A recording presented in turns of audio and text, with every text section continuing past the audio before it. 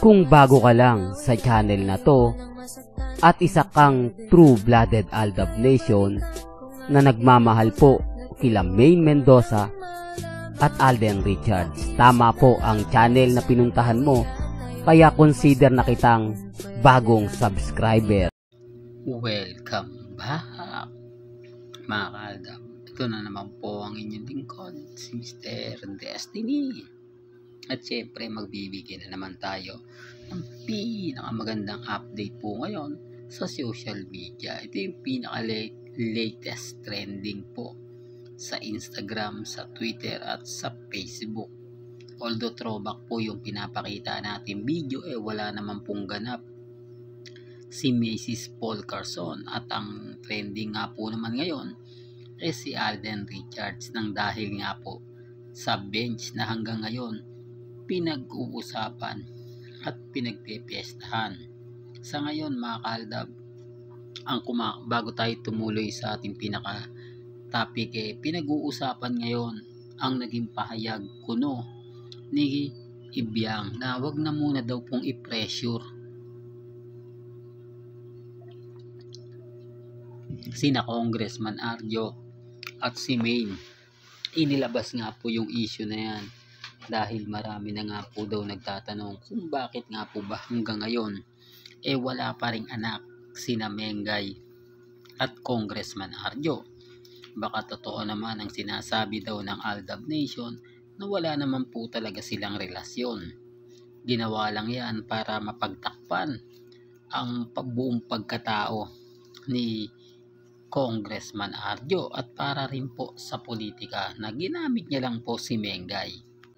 Real talk yan mga kaaldab, kaya nga sabi ko sa inyo, kung pupunta kayo sa District 1 ay wala, di po ba? Halatang halata nga po raw talaga na hindi lagi sinasama ni Congressman Arjo si Mengay. Although sinasabi ng iba private nga lang daw po ang relasyon ni na Congressman at ni Mengay. Nagpakasal pa po sila, hindi po ba? Dapat hindi na po sila nagpakasal kung ganun din naman po at hindi sila nape-pressure.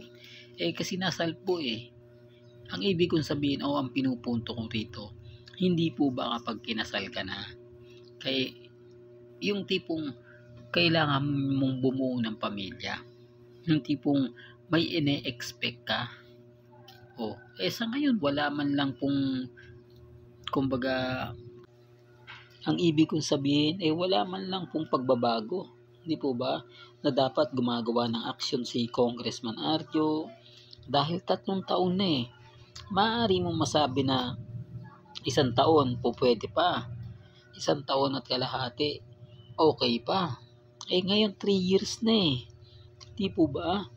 Okay sana po kung bata pa si Maine, nasa 30 na po siya. Okay lang kung bata pa si Congressman Arjo, nasa 40 na po siya. Kung 5 years from now, 45, 35 pa si Mengay, 45 na po siya. Di ibig sabihin nun mga kaaldab, imposible at wala na po talagang balak. Yan base po sa komento ng mga netizen at yung sinabi nga po na Ibiang na hayaan na lang muna daw po yung dalawa. Hindi naman daw po siya nagmamadali. Common sense na lang po. Kung napanood nyo yung interview ni Ibiang at ni Ogie Diaz, hindi po ba? Kaya nga sabi ko sa inyo, ako may pinanghahawakan akong ebidensya at resibo, pero sila wala. Hindi po ba? At lagi kasing nape-pressure po talaga pagdating sa mga bagay na ganyan. Lalo na po daw na nawala si Mengay sa Itbulaga. Marami ng kamalat ng mga issue na kumbaga pupokus muna daw siya sa, hindi po ba, sa anak niya na kailangan mo nang bigyan ng pansin para makabuo, yung tipong ganun. Pero wala bumalik si Maine pero sabi nga po, walang pilitan may kanya-kanya tayong pananaw, may kanya-kanya tayong opinyon. Sa mga taong nagsasabi ng hindi ganito ganyan, wala pong problema. Ang importante lang naman po, maging updated po kayo, hindi po ba? May kanya-kanya po tayong pananaw at opinyon na kayo na lang po bahala mag-react. Well, punta na tayo dito sa pinakamainit. Ang award na talaga naman pong tinatamasa ni Maine Polkerson at ni Richard Polkerson. Sa mga bitter po sa akin, sa mga nagsasabi na bakit daw lagi si Menga yung napipili. Sa tingin niyo po ba, sino yung pantapat sa kanila? Kahit naman po nasa GMA si Maine, siya pa rin po yung nakukuha Di po ba? Kaya nga po yung mga bitter po, wala na, tanggapin nyo na lang po yung katotohanan na kung anong meron si Alden, yun din po ay meron si Maine. Di po ba? Real talk yan mga kaaldab. Kaya dun sa mga taong nagsasabi ng ganito, nagsasabi ng ganyan, wala po yung alam. Bitter lang po yun sa atin. Naiinis lang po sila dahil nakokontra ko sila. Nagagalit lang po sila dahil nababasag ko po sila. Pansin nyo yung mga comment po sa akin. May kita nyo doon, mababasa nyo na pinapatigil na puro tayo. Hayaan na lang daw po natin sila Mengay at si Congressman Arjo sa magiging desisyon po nila. Wag na lang daw pong kumbaga pansin. Yung tipong hindi ko alam mga kaaldab kung ano nga po ba talaga yung gusto nilang palabasin na hayaan na lang po si Mengay na ganito, hayaan na lang daw po at wag nang papatikusin. Sila nga po yung nagpapakalat ng maling impormasyon. Sila nga po yung nagsasabi na buntis si Maine, mawawala sa Itbulaga, pero sa bandang huli, anong nangyari? Di po ba? Wala. Ito yung, ulitin ko lang po dun sa mga issue po na kumakalat ngayon sa Instagram, sa Twitter, sa Facebook, hayaan nyo lang po yan.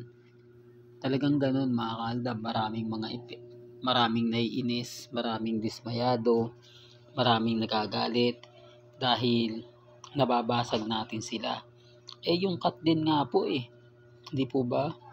Kapag sinasabi ko, marami akong kalaban, maraming naiinis po sa akin. Sa totoo lang po mga kaaldab, mga Maine fanatics, mga Armain, Alden fanatics, mga Katden fans.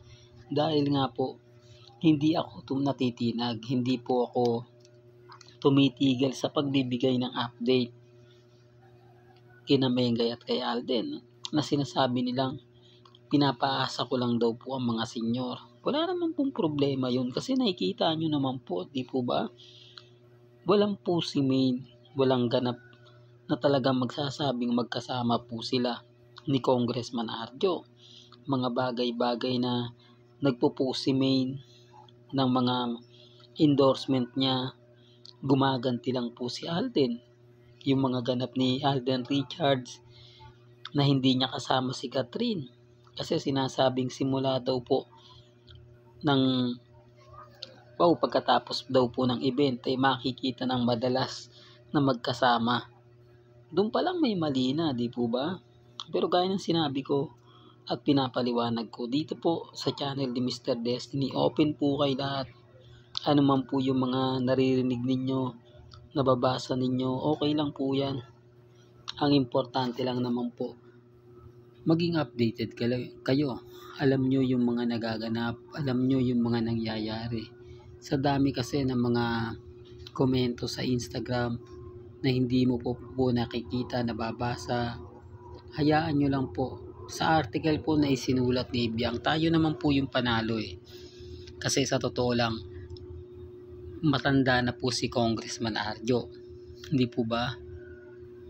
At malabo nga po yung mga sinasabi nila. Bitter lang po sila dahil nga po nababasag ko sila.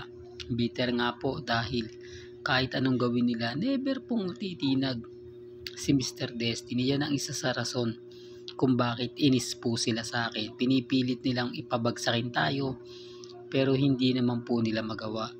Yung tipong kahit anong gawin po nila, yung tipong pipilit nila yung mga bagay-bagay hindi nga po talaga nangyayari.